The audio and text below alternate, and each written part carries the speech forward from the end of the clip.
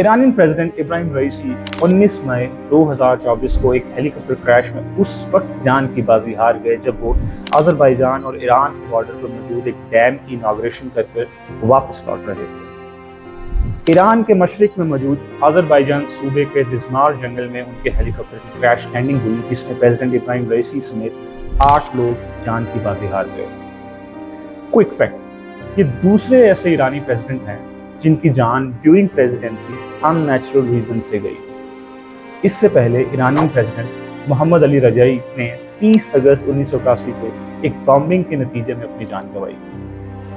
रजाई ईरान के दूसरे प्रेसिडेंट थे और अपनी डेथ से सिर्फ 28 दिन पहले 2 अगस्त 1981 को ही उनकी प्रेसिडेंसी टेन्योर का आगाज हुआ। इस बॉम्बिंग में, जो कि ईरानी प्राइम मिनिस्टर ऑफिस में हुई, इसमें ईरानी प्राइम मिनिस्टर मोहम्मद जावेद बाहनार ने भी अपनी जान गंवाई। उस वक्त बॉम्बिंग की ये जिम्मेदारी people's Mujahideen of Iran, also known as Mujahideen Khalq, पर आयद की गई, जो कि वेस्ट और इराक की तरफ से बैक थे। ईरानी प्रेसिडेंट रईसी के हेलीकॉप्टर के क्रैश के मुतालिक इब्तिदा की खबरों के मुताबिक क्रैश मौसम की खराबी के बायस पेश आया। प्रेसिडेंट इब्राहिम रईसी के काफिले में टोटल 3 हेलीकॉप्टर्स मौजूद थे, लेकिन हादसा सिर्फ उसी हेलीकॉप्टर के साथ पेश आया जिसमें इब्राहिम रईसी और ईरान के फॉरेन मिनिस्टर मौजूद थे। ईरानी इंटीरियर मिनिस्टर अहमद वाहिदी के मुताबिक, जहां तक उन 2 दूसरे हेलीकॉप्टर्स का ताल्लुक है जो प्रेसिडेंट के हेलीकॉप्टर के साथ उड़ रहे थे, उन्होंने राब्ता टूटने के बाद 15 से 20 मिनट तक तलाश, मगर फिर उन्हें इमरजेंसी लैंडिंग करना पड़ा। रईसी इतवार की सुबह मशरकी आज़रबाईजान के शुमाल मगरबी सूबे गए ताकि आरस दरिया पर हमसाया मुल्क आज़रबाईजान के साथ मुश्तरका हाइड्रो इलेक्ट्रिक पावर प्लांट किज़ कलासी और खुदा अफारीन डैम का इफ्तिताह कर सके। उनके साथ इस तकरीब में आज़रबाईजान के प्रेसिडेंट इल्हाम अलीयेव भी शामिल थे, जिन्होंने रईसी को डैम के इलाके से रवाना होने से पहले एक दोस्ताना रुखसत कहा और फिर हेलीकॉप्टर तब्रेज़ शहर की तरफ उड़ा, जो करीबन 130 किलोमीटर जनूब में है।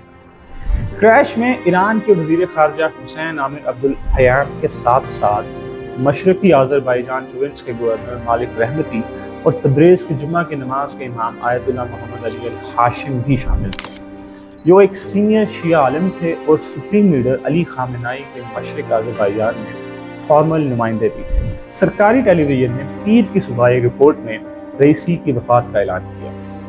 ऐलान में कहा गया कि ईरान के कौम के खादिम आयतुल्लाह इब्राहिम रईसी ने शहादत का आला मर्तबा हासिल कर लिया है और उनकी तस्वीरें दिखाते हुए पीछे कुरान की तिलावत जारी थी। मुख्तलिफ जरीदों की रिपोर्ट्स के मुताबिक बताया ये गया है कि क्रैश बहुत ज़्यादा फॉगी कंडीशंस होने की वजह से हुआ। ईरान के स्टेट मीडिया ने भी इन रिपोर्ट्स को डिनाई नहीं किया, बल्कि इब्तदाई रिपोर्ट्स के मुताबिक ईरान ने खुद भी क्रैश की वजह खराब वेदर कंडीशंस को ही करार दिया।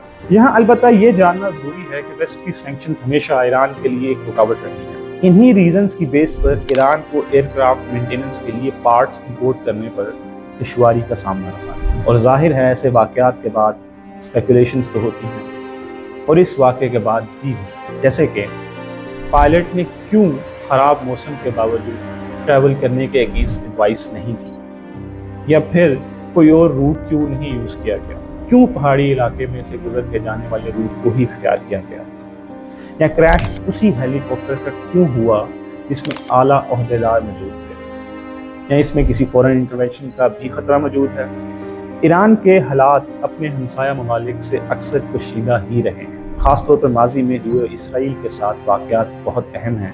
इसमें ईरान ने जवाबी कार्रवाई करते हुए इसराइल पर कई 100 बैलिस्टिक मिसाइल्स को ड्रोन से हमला किया था। और फिर क्या दौरान परवाज़ हेलीकॉप्टर में कोई टेक्निकल फॉल्ट आया था जिसकी वजह से क्रैश लैंडिंग करना पड़ी? ईरान को सैंक्शंस की वजह से एयरक्राफ्ट मेंटेनेंस के लिए पार्ट्स इंपोर्ट करने पर हमेशा दुश्वारी रही है, जैसे पहले बताया गया है।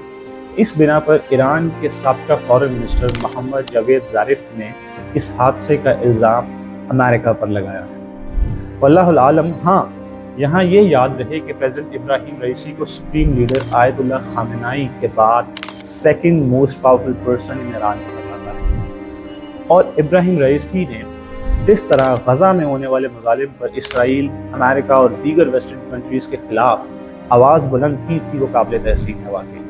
और इस हेलीकॉप्टर क्रैश में उनकी जान जाना, वो भी इस टाइम पर जबकि मिडल ईस्ट में एक जंग का सामना है, कुछ लोगों के लिए वाकई सवाल भी खड़े कर सकता है। दूसरी तरफ यूएस स्टेट डिपार्टमेंट के स्पोक्स पर्सन मैथ्यू मिलर ने रिपोर्टर्स को बताया कि हमें ईरानी हुकूमत ने मदद के लिए कहा मगर हमने इनकार कर दिया।